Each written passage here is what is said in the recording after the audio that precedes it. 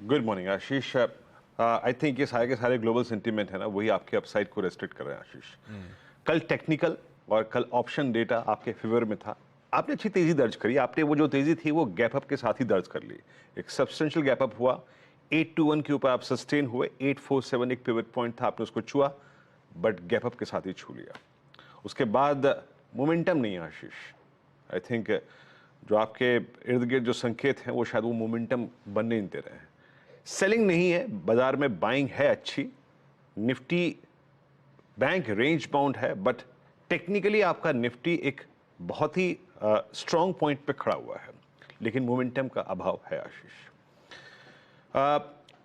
जरा एक बार डेटा को देखते हैं, इंस्टीट्यूशनल डेटा क्या है आज के लिए। एफआईएस की तरफ से कल अगर आप देखें तो कल बाइंग का आंकड़ा आया 264 करोड़ रुपए का। मतलब सब कुछ था बाजार में मौजूद, लेकिन मोमेंटम की कमी थी।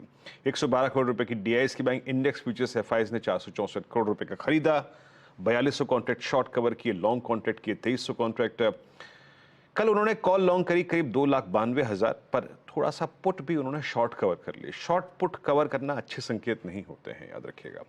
और स्टॉक फ्यूचर्स में करीब 2200 करोड़ रुपए की बाइंग, 19,000 कॉन्ट्रैक्ट शॉर्ट कवर किए और करीब 11,000 कॉन्ट्रैक्ट लॉन्ग करे। मैं जैसे कि कह रहा हूं आशीष, अभी भी इंडेक्स की प्लेसमेंट टेक्निकली और ऑप्शन वाइज स्ट्रॉन्ग है, उसमें कोई दिक्कत की बात नहीं है। बट हाँ, 847 851 एक स्ट्रॉन्ग सप्लाई जोन है। मेरी अप्रोच क्या रहेगी फॉर द डे? देखिए, ऐसे सूरत हाल में अब मैं ये कहूं कि आपको गैप अप के बाद या फिर एक पर्टिकुलर पॉइंट के बाद आप निफ्टी बाय कर लीजिएगा, उसमें बात बनेगी नहीं। इस रेंज में आशीष डोमिनेट कर रहा है आपको 19,900 का, और इनफैक्ट 19,850 का कॉलेक्टर पे। 19,850, 900, 20,000, 20,100 सब जगह बहुत स्ट्रॉन्ग कॉलेक्टर्स बैठे हैं।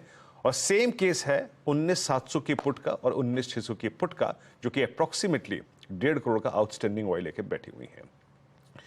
एक और चीज, 847 851 एक स्ट्रॉन्ग सप्लाई पॉइंट है और नीचे 700 और 600 बहुत स्ट्रॉन्ग पुट राइटर्स के जोन है। ये पिरामिड्स आपकी स्क्रीन पे जो आएंगे वो यही इंडिकेट कर रहे हैं कि अभी हमारे पास जब ऊपर बाजार नहीं चल रहा है तो दूसरा जो आई थिंक ट्रेड का विकल्प बचता है वो यही है कि आप बाय ऑन डिप्स करें टुवर्ड्स बेस।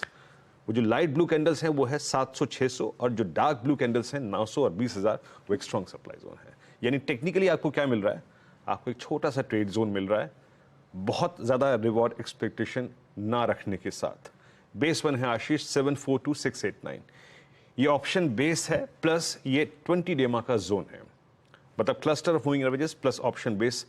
इसी के इर्द गिर्द कोई ट्रेड मिले तो लीजिएगा, अदरवाइज अवॉइड कीजिएगा। बेस वन के आसपास, और अभी भी इस सूरत हाल में आज की जो सर्कमस्टेंसेज हैं, क्रूड अबव 91, मेरे ख्याल से किसी भी सर्कमस्टेंसेज में 851 यानी जो पहला रेजिस्टेंस है 19,851, ये आपका एग्जिट पॉइंट रहेगा। इस जोन में आके अपने ट्रेड्स को कैश में कन्वर्ट करिए।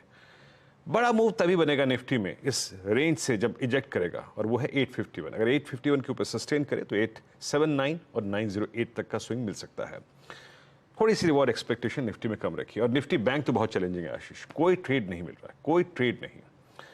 इनफैक्ट अगर आप देखें कल का, अगर आप ऑप्शन राइटर्स का बिहेवियर देखें, आई मीन 44, 500, 600, 700, 800, यहां पे एक्सपायरी डे के लिए लगभग 1.5 करोड़ कॉल खड़ी हुई है। 1.5 करोड़, तो ये कितना स्ट्रॉन्ग सप्लाई जोन है आप इसकी कल्पना कर सकते हैं। और नीचे 44,200 44,000 पे पुट राइटर हैं, प्लस 44,200 आपका 100 डे एक्सपोनेंशियल मूविंग एवरेज है। तो मेरे को अभी कोई बहुत स्ट्रॉन्ग ट्रेड विजिबिलिटी नजर नहीं आ रही आशीष।